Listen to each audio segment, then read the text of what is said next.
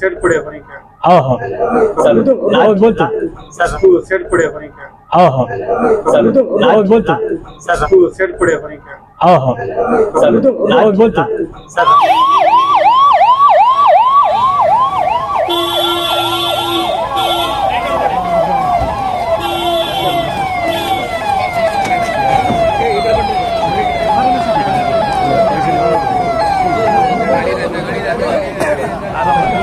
HD Kumaraswamy ಅವರಿಗೆ ಜೈ, ಕುಮಾರಸ್ವಾಮಿ ಅವರಿಗೆ ಜೈ, ಕುಮಾರಸ್ವಾಮಿ ಅವರಿಗೆ ಜೈ, ಕುಮಾರನಿಗೆ ಕುಮಾರನಿಗೆ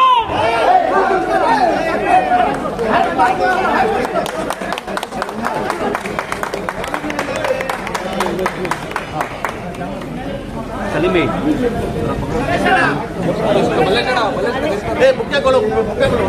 ಅಖಂಡ ಶ್ರೀನಿವಾಸಮೂರ್ತಿಗೆ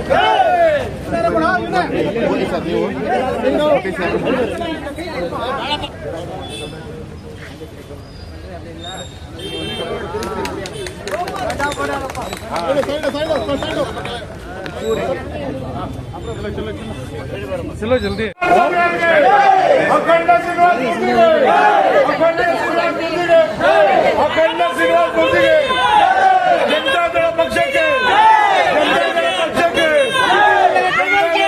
ನಮ್ಮ ಹಳೆ ಆತ್ಮೀಯ ಸ್ನೇಹಿತರೆ, ನನಗೂ ಅವ್ರಿಗೂ ಬಹಳ ಅನ್ಯೋನ್ಯವಾದಂಥ ಬಾಂಧವ್ಯ ಇದ್ದಂಥದ್ದು.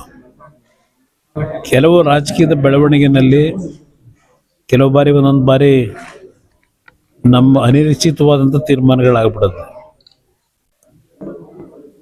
ಮತ್ತೆ ಮರಳಿ ಅವರನ್ನ ಮನೆಗೆ ಕರ್ಕೊಂಡು ಹೋಗ್ತಕ್ಕಂಥದ್ದಕ್ಕೆ ಇವತ್ತಿನ ಕಾರ್ಯಕ್ರಮ. ಅವ್ರ ಮನೆಗೆ ಏನು ಬಂದಿದ್ದೇನೆ, ಶ್ರೀನಿವಾಸ ಮೂರ್ತಿ ಅವರು ಈ ಕ್ಷೇತ್ರದಲ್ಲಿ ಜನತೆಯ ಜೊತೆಯಲ್ಲಿ ಉತ್ತಮವಾದ ರೀತಿಯ ಒಂದು ಸಂಬಂಧಗಳು ಇಟ್ಕೊಂಡಿದ್ದಾರೆ.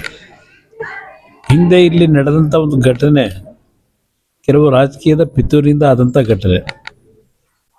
ಅಂಥ ಒಂದು ಘಟನೆಯಲ್ಲಿ ಅವ್ರ ಮನಸ್ಸಿಗೆ ನೋವಾಗಿದ್ರು. ಅವ್ರದ್ದು ಯಾವುದೇ ರೀತಿಯಲ್ಲಿ ಅವರಿಂದ ಆದಂಥ ಒಂದು ಅನಾಹುತಗಳಲ್ಲ ಅದು. ಆದರೂ ಸಹ ತಾಳ್ಮೆಯಿಂದ ಅವರ ಒಂದು ನಡವಳಿಕೆ ಏನಿದೆ ಅದು ಬೇರೆಯವ್ರಿಗೂ ಮಾದರಿ ಅಂತಕ್ಕಂಥ ನನ್ನ ಅಭಿಪ್ರಾಯ.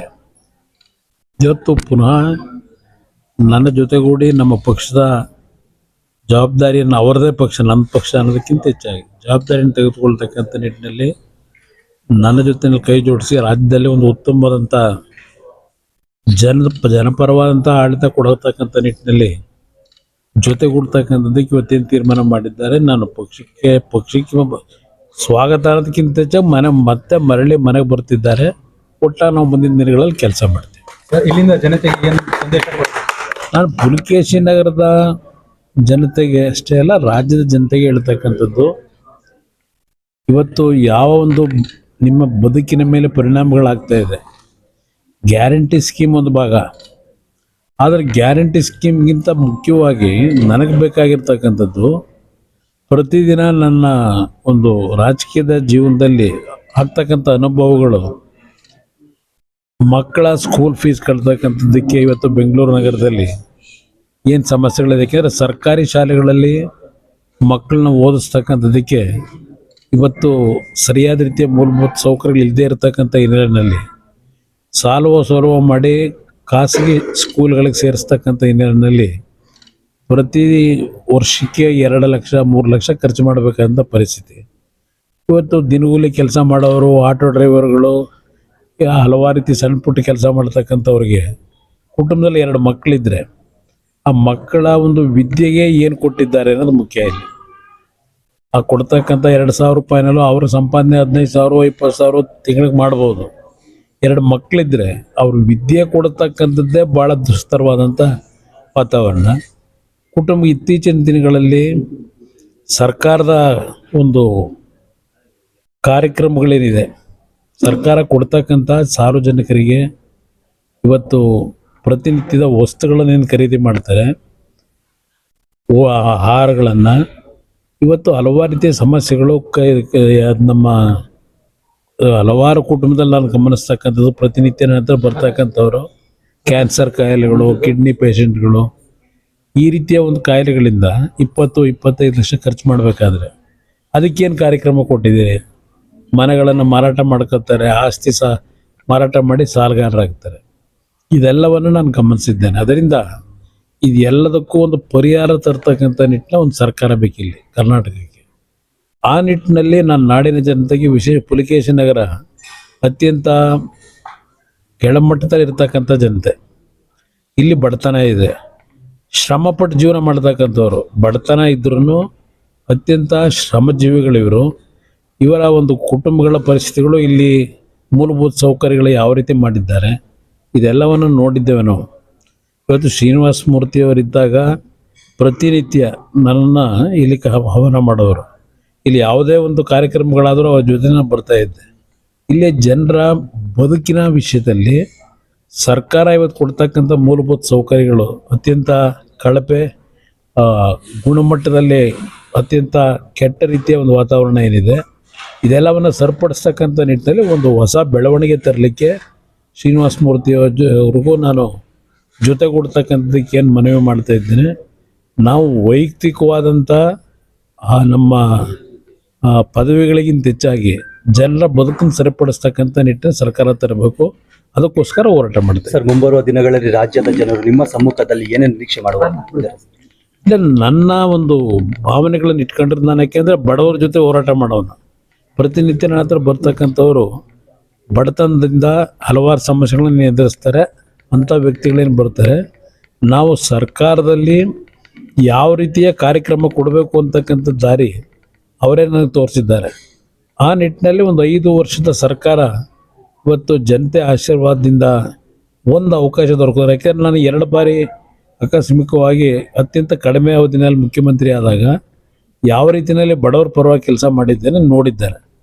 ಈ ಬಾರಿ ಒಂದು 5 ವರ್ಷದ ಒಂದು ಆಡಳಿತ ಒಳ್ಳೆ ವ್ಯವಸ್ಥೆ ಬಂದರೆ ಇವತ್ತು ಬಡತನ ಅಂತಕ್ಕಂಥದ್ದು ಏನಿದೆ. ಏಕೆಂದರೆ ನಾವು GDP ಮೇಲೆ ಇವತ್ತು ನಾವು ಆರ್ಥಿಕವಾಗಿ ಬೆಳೆದಿದ್ದೇವೆ ಅಂತ ಹೇಳಲಿಕ್ಕಾಗಲ್ಲ. GDPಯ ಒಂದು ಅಂಕಿಅಂಶಗಳೇ ಬೇರೆ, ಆದರೆ ಪ್ರತಿನಿತ್ಯ ಬದುಕ್ತಕ್ಕಂಥ ಜನರ ಪರಿಸ್ಥಿತಿನೇ ಬೇರೆ. ಇವತ್ತು ನಮ್ಮ ಮುಖ್ಯಮಂತ್ರಿಗಳು ಒಂದು ಹೇಳಿಕೆ ನೋಡಿದೆ, ತುಮಕೂರಲ್ಲಿ ಒಂದು ರ್ಯಾಲಿ ಮಾಡ್ತಾ ಇದ್ದಾರೆ.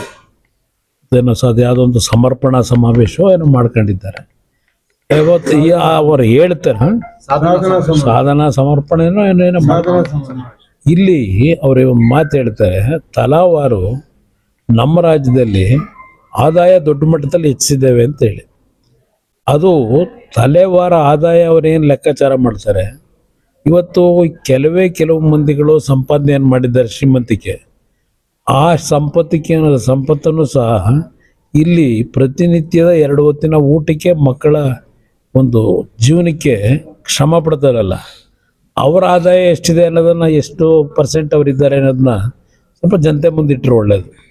ಇವತ್ತು ಹಲವಾರು ಭಾಗದಲ್ಲಿ ಉತ್ತರ ಕರ್ನಾಟಕ ಇರ್ಬೋದು, ಅದು ಕಲ್ಯಾಣ ಕರ್ನಾಟಕ ಇರಲಿ, ಮುಂಬೈ ಕರ್ನಾಟಕ ಇರಲಿ, ಇಲ್ಲಿ ಬೆಂಗಳೂರು ನಗರದಲ್ಲೂ ಹಲವಾರು ಪ್ರದೇಶದಲ್ಲಿ ಅವರ ತಲಾದಾಯ ಎಷ್ಟಿದೆ ಅದರ ಮಾಹಿತಿಗಳನ್ನು ಜನತೆ ಮುಂದೆ ಇಟ್ಟರೆ ಇಲ್ಲ ನಿಮಗೆ ಜ್ಞಾನೋದಯ ಆಗುತ್ತೆ. ನನ್ನ ಅಭಿಪ್ರಾಯದಲ್ಲಿ ಬರೀ ತಲೆ ಆದಾಯವನ್ನು ಯಾರೋ 4 ಜನ ಸಂಪಾದನೆ ಮಾಡಿರ್ತಕ್ಕಂಥದ್ದನ್ನ ಡಿವೈಡ್ ಮಾಡ್ಕೊಂಡು ಹೇಳೋದ್ರಿಂದ ಆ ಒಂದು ಕೆಳ ಹಂತದಲ್ಲಿ ಬದುಕ್ತಕ್ಕಂಥವ್ರ ಬದುಕನ್ನು ಇನ್ನೂ ಸರಿಪಡಿಸಿಲ್ಲ ಅನ್ನೋದು ಅರ್ಥ ಆಗಿದೆ. ಸರ್, ರಾಜ್ಯ ಸರ್ಕಾರ ಹಿಜಾಬನ್ನು ಅನುಮತಿ ಕೊಟ್ಟಿದೆ. ಇದ್ರ ಬಗ್ಗೆ ನೀವು ಈ ವಿದ್ಯಾರ್ಥಿಗಳಿಗೆ ಏನು ಸಂದೇಶ ಕೊಡೋಕೆ ಇಷ್ಟಪಡ್ತೀರಾ ಸರ್? ಈಗ ಈ ವಿಷಯದಲ್ಲಿ ಬಹುಶಃ ಈ ಪ್ರಕರಣ ಬಂದಾಗ ಹಿಜಾಬ್ನ ವಿಷಯದಲ್ಲಿ ವಿಧಾನಸಭೆಯಲ್ಲಿ ಕಾಂಗ್ರೆಸ್ನವರು ಚರ್ಚನೆ ಮಾಡಲಿಲ್ಲ. ಆ ಒಂದು ಸಮಾಜಕ್ಕೆ ರಕ್ಷಣೆ ಕೊಡ್ತಕ್ಕಂಥ ನಿಟ್ಟಿನಲ್ಲಿ ಅವರಿಂದ ಏನೋ ವಿಧಾನಸಭೆ ಕಲಾಪದಲ್ಲಿ ಚರ್ಚೆಗೆ ಯಾರೂ ಮಾತಾಡಲಿಲ್ಲ, ಆಸಕ್ತಿ ತೋರಿಸ್ತಿಲ್ಲ. ಹಿಜಾಬ್ನ ವಿಷಯದಲ್ಲೂ ಸಹ ಏನಾದರೂ ಅವರು ನಮ್ಮ ಈ ಒಂದು ಧರ್ಮದ ಪರವಾಗಿ ಹೋರಾಟ ಮಾಡ್ತಕ್ಕಂಥ ಧ್ವನಿ ಎತ್ತಿದ್ರೆ ಅದು ನಾನು ವಿಧಾನಸಭೆಯಲ್ಲಿ ವಿರೋಧ ಪಕ್ಷದ ನಮ್ಮ ಪಕ್ಷದ ಶಾಸಕಾಂಗ ಪಕ್ಷದ ನಾಯಕನಾಗಿ ಎತ್ತಿದ್ದೇನೆ. ವಿಧಾನಸಭೆಯ ರೆಕಾರ್ಡ್ನಲ್ಲೇ ಇದೆ. ಇವತ್ತು ಇವರು ಈಗ ಹಿಜಾಬ್ನ ವಿಷಯವನ್ನು ಮುಂದೆ ತಂದಿರತಕ್ಕಂಥದ್ದು ಮೊನ್ನೆ ನಡೆದಂಥ ದಾವಣಗೆರೆ ಉಪಚುನಾವಣೆಯಲ್ಲಿ ಸಮಾಜದ ಮೇಲೆ ಆಗಿರ್ತಕ್ಕಂಥ ಒಂದು ಅಸಮಾಧಾನ ಅವರಲ್ಲಿ ಕಾಂಗ್ರೆಸ್ ಬಗ್ಗೆ, ಅದರ ಹಿನ್ನೆಲೆಯಲ್ಲಿ ಇತ್ತೀಚೆಗೆ 3 ವರ್ಷ ಆದಮೇಲೆ ಅಧಿಕಾರಕ್ಕೆ ಬಂದು ಈಗ ಈ ಒಂದು ವಿಷಯವನ್ನೇನು ಪ್ರಸ್ತಾಪ ಮಾಡಿದ್ದಾರೆ, ಎಲ್ಲಿ ಕಾಂಗ್ರೆಸ್ಗೆ ಆ ಒಂದು ವರ್ಗದ ಜನ ಮುಂದಿನ ದಿನಗಳಲ್ಲಿ ದೂರ ಹೋಗ್ತಾರೋ ಅಂತಕ್ಕಂಥ ಭಯದಿಂದ ಮಾಡ್ಕೊಂಡಿದ್ದಾರೆ ಹೊರತು ಹೃದಯದಿಂದ ಮಾಡಿರ್ತಕ್ಕಂಥ ಕಾರ್ಯಕ್ರಮ.